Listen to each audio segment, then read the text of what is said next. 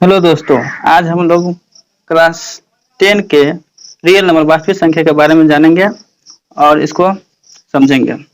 जो वास्तविक संख्या, इसको इंग्लिश में रियल नंबर कहते हैं। वास्तविक संख्या को दो भागों में बांटा गया है। एक होता है परिमेय संख्या, जिसको इंग्लिश में रेशनल नंबर कहते हैं। एक होता है अपरिमेय संख्या, इसको कहते हैं इरेशनल नंबर। परिमेय संख्या के अंतर्गत पूर्णांक संख्या, इंग्लिश में इंटीजर नंबर कहते हैं। पूर्ण संख्या, इसको होल नंबर कहते हैं। प्राकृत संख्या नेचुरल नंबर कहते हैं। सम संख्या, इसको इवन नंबर, ओड नंबर माने विषम संख्या। भाज्य संख्या माने कंपोजिट नंबर और अभाज्य संख्या माने प्राइम नंबर। मतलब परिमेय संख्या के अंतर्गत ये सभी संख्या, पूर्णांक संख्या, पूर्ण संख्या, प्राकृत संख्या, सम संख्या, विषम संख्या, भाज्य संख्या, अभाज्य संख्या आता है। तो अब समझेंगे कि वास्तविक संख्या किससे कहते हैं। तो वास्तविक संख्या किसे कहते हैं? तो परिमेय संख्या और अपरिमेय संख्या के सम्मिलित रूप को हम वास्तविक संख्या कहते हैं। जैसे 1, 2, 3, 1/2, 4, दशमलव में 5 होगा। यहाँ पर 0.2 रेकरिंग √3, 4√5, 4/2√5। जो संख्या परिमेय हो और अपरिमेय हो, उस दोनों को सम्मिलित रूप से हम वास्तविक संख्या कहते हैं। परिमेय संख्या, जो संख्या p/q के रूप में लिखा जा सके, जहां p और q पूर्णांक संख्या हो और q बराबर नॉट जीरो। जैसे 1 हुआ, 1 के नीचे नहीं कुछ है तो 1 हुआ। फिर 2 हुआ, 2 के नीचे कुछ नहीं है तो 1 हुआ। या p/q के रूप में हुआ। जैसे 3 हुआ तो 3 के नीचे कुछ नहीं है तो 1 है। -4 है तो 1 के नीचे नहीं, -4 के नीचे कुछ नहीं है तो 1 है। जैसे 0 हुआ, 0 के नीचे कुछ नहीं तो 1 है, 1 है नहीं, 1/2 हो गया, 3/2 हुआ, 4/6 हुआ। जो भी संख्या बटा भिन्न के रूप में हो, जैसे उसे हम परिमेय संख्या कहते हैं। मतलब p और q दोनों का कुछ न कुछ मान हो, लेकिन 0 नहीं हो, उसको हम परिमेय संख्या कहते हैं। और अपरिमेय संख्या, तो जिसे p/q के रूप में नहीं लिखा जा सके, जिसे p और q पूर्णांक संख्या न हो, उसे अपरिमेय संख्या कहते हैं। जैसे √3 हुआ, 4/5 हुआ, 6 + √2 हुआ। यहाँ पर 6 परिमेय संख्या है, लेकिन √2 है अपरिमेय संख्या है। दोनों को जोड़ है तो ये दोनों अपरिमेय संख्या होता है। 6 - 3 √6 है, ये अपरिमेय संख्या है। अब उसके बाद पूर्णांक संख्या, तो माइनस अनंत से लेकर प्लस अनंत तक की संख्या को पूर्णांक संख्या कहते हैं। जैसे 1, 2, 3, 4।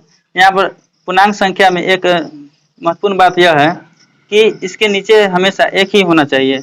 अगर नीचे इसका हर 2 हो, 4 हो, 5 हो, तो उसे हम पूर्णांक संख्या नहीं कहते हैं। जैसे हम यहाँ लिख देंगे 4/2, 4/5 लिख देंगे तो ये नहीं हो सकता है। पूर्ण संख्या, पूर्ण संख्या किसे कहते हैं? इसको जो संख्या 0 से अनंत तक की संख्या हो, 0 से अनंत तक की संख्या को पूर्ण संख्या कहते हैं। जैसे 0 हो गया, 2 हुआ, 4 हुआ, 5 हुआ, इन्फिनिटिव तक, अनंत तक जाएगा, उसको हम पूर्ण संख्या कहते हैं। और प्राकृत संख्या, 1 से लेकर अनंत तक की संख्या को हम प्राकृत संख्या कहते हैं। जैसे 1, 2, 3, 4, 5 अनंत तक जाएगा, उसको हम प्राकृत संख्या कहते हैं। सम संख्या, इसको इंग्लिश में इवन नंबर कहते हैं। तो जिस संख्या के इकाई अंक 0, 2, 4, 6, 8 हो, उसे सम संख्या कहते हैं। जैसे 0, 2, 4, 6, 8, 10, 12। ये जो इसके इकाई अंक 10 में 0 हो गया तो ये सम संख्या हो गया। फिर 12 में इकाई अंक 2 हो गया तो सम संख्या हो गया।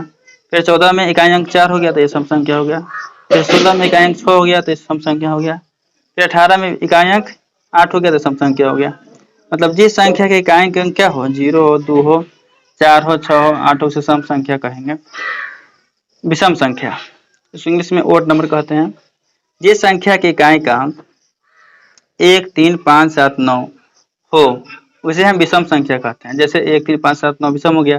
जैसे 11 हुआ तो इसके इकाई अंक 1 हुआ तो ये भी विषम हो गया। फिर 13 हुआ तो इसके इकाई अंक 3 हुआ तो ये भी विषम हो गया। फिर 15 हुआ, इसके इकाई अंक 5 हुआ तो ये भी विषम हुआ। 17 हुआ, इसके इकाई अंक 7 हुआ, ये भी विषम हो गया। 19 है, इसके इकाई अंक 9 हुआ, ये विषम संख्या हो गया। अब है भाज्य संख्या।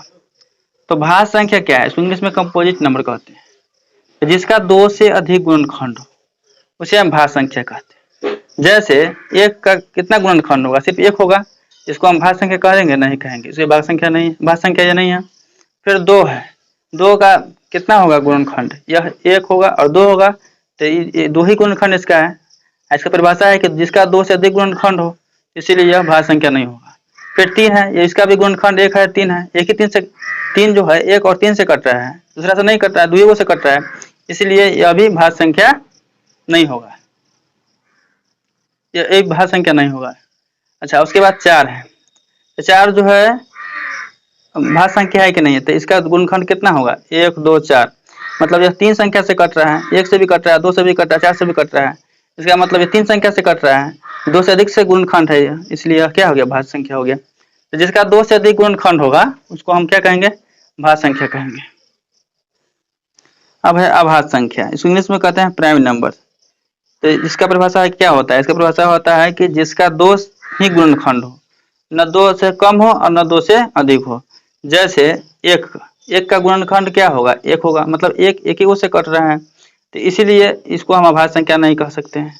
फिर 2 को 2 गुणनखंड और 2 अभाज्य गुणनखंड हुआ कि नहीं, तो 2 किससे कट रहा है, 1 से 2 से कट रहा है, इसका मतलब इसका 2 गुणनखंड हो रहा है, यह भाज्य संख्या, यह अभाज्य संख्या हुआ, यह अभाज्य संख्या हुआ।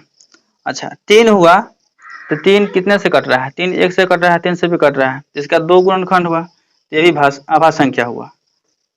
अच्छा फिर 4 है, तो 4 कितने से कट रहा है, 4 1 से भी कटता है, 2 से भी कटता है, 4 से भी कटता है, तो यह 3 गो संख्या से कट गया। अब परिभाषा में है कि जिसका 2 ही गुणनखंड हो, तो जो 2 ही संख्या से ही कटे, इसका मतलब यह अभाज्य संख्या नहीं हुआ, यह भाज्य संख्या हो गया। इसमें एक और बात है कि एक के बारे में कहा जाता है कि एक न भाज्य है न अभाज्य है। एक जो होता है न भाज्य है, न भाज्य है और न ही अभाज्य संख्या है।